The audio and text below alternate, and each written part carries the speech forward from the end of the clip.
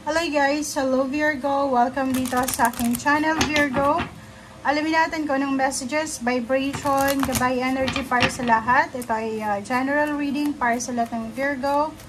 Okay Virgo, ano ba ang darating sa'yo simula ngayong 2025? Okay, intuition, empowerment. Intuition, empowerment para sa Virgo. 45, 36, 9, wow, 99. So it's near to completion. Grateful optimism.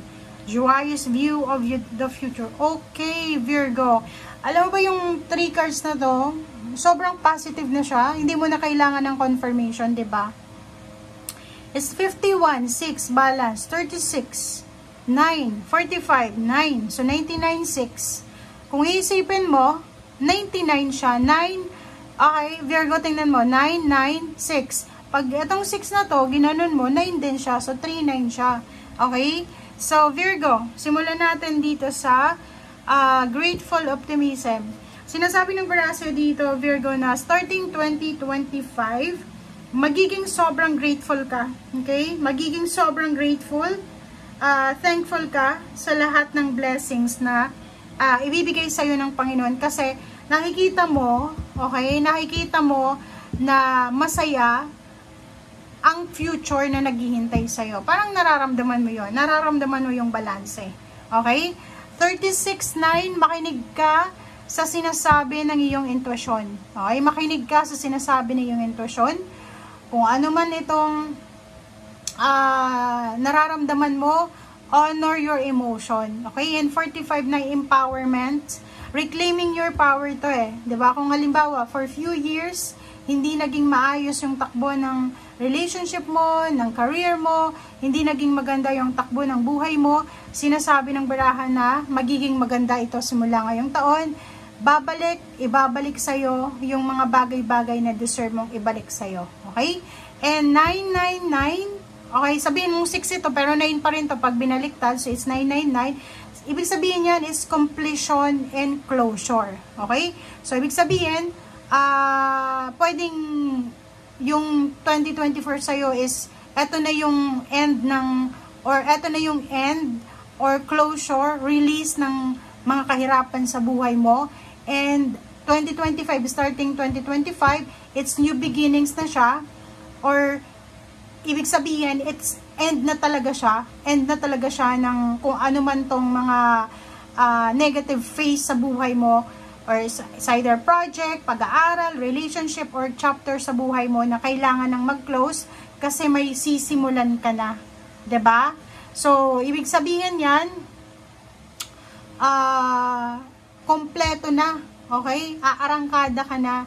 So, completion na ng cycle, and beginning na ng pagbabago sa buhay niyo. Parang new beginnings na siya.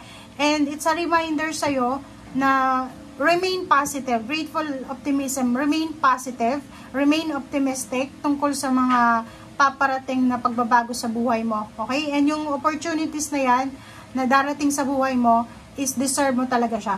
Okay? Deserve mo siya. So, wag mong isipin na, ay, hindi ko yun deserve, nagigilty ako kasi no. Deserve mo yung blessings na to. Deserve mo kung anumang new beginnings ito. Okay? Okay. Tingnan natin. Virgo, Virgo, Virgo.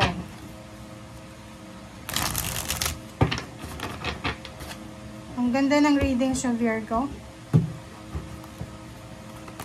Okay. Emperor, empowerment. O, 'di ba? So, sinasabi niya sa'yo dito na Emperor is power. So, kung ano man ito na nawala sa'yo or kailangan mo ng, like for example, gusto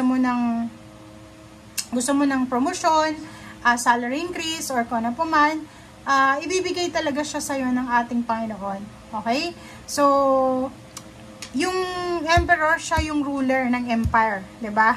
So, ibig sabihin, ikaw yung may magdala ng swerte mo. Nasa kamay mo yung swerte mo. Okay?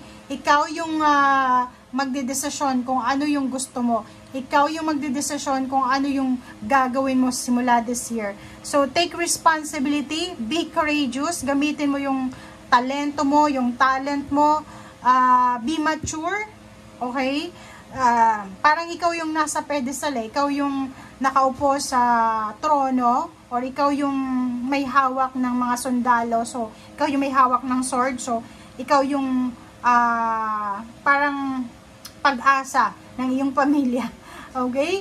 So, dito sinasabi ng barahan na pwedeng may promosyon, salary increase, kung tatakbo ka ng sa eleksyon, isa kang Virgo, posibleng manalo ka. Okay? So, yun. So, 3 of Cups is celebration. So, this year, starting this year, ito na yung simula ng celebration mo. Sino ba naman ang hindi magse-celebrate na makukuha mo yung double empowerment? 'Di ba? So, nakikita ko sir dito na celebratory yung taong ito at sa mga susunod pa. Okay? So, yun. Nakikita ko sir dito na marami kang blessings, marami kang parang sinasabi yan sa'yo dito na marami kang makakamal na biyaya. Siguro nagsisimula na siya sa ngayon. And nakikita ko sir dito na deserve mo naman yung blessings na yan. So, hindi ka dapat mag-guilty. Maraming tao sa paligid mo na parang hindi sila masaya, diba? Maraming mga tao sa paligid mo na hindi sila masaya kasi you're victorious and winner. Parang kasi itong 6 of Wands is victorious and winner ka. Moving forward ka, 'di ba? Moving forward ka sa pagiging emperor. Okay? So stable, secured, pwedeng popular ka this year lalo na kung parang ano ka, tawag dito, magra-run ka sa election. So, nakikita ko sir dito na lahat ng plano mo ay itutuloy mo. Yung relationship, stable, success sa business, maraming business ideas na pwedeng mag-flourish, di ba? Makakatanggap ka ng congratulatory messages from different sources. Ikaw yung leader, ikaw yung team leader, ikaw yung ito yung recognition, and you're being in the limelight. Yun ang nakikita natin dito. And sobrang progress, and yung ambition mo, yung self-confidence mo ay improving siya. Okay? So, nakikita ko yung recognition because of your hard work. So, yung pride mo, sobrang boost masyado yung pride mo. So, makakatanggap ka ng awards, rewards, trophies, certificates, and lahat ng blessing nandito. So, nakikita ko yung establishment ng place mo dito sa mundong ibabaw. Okay? And you're feeling honored and welcome. Okay? So, stability and balance yan. Healing din towards sa goals mo. Okay? So, yung 5 of Pentacles, no more competition, no more negativity.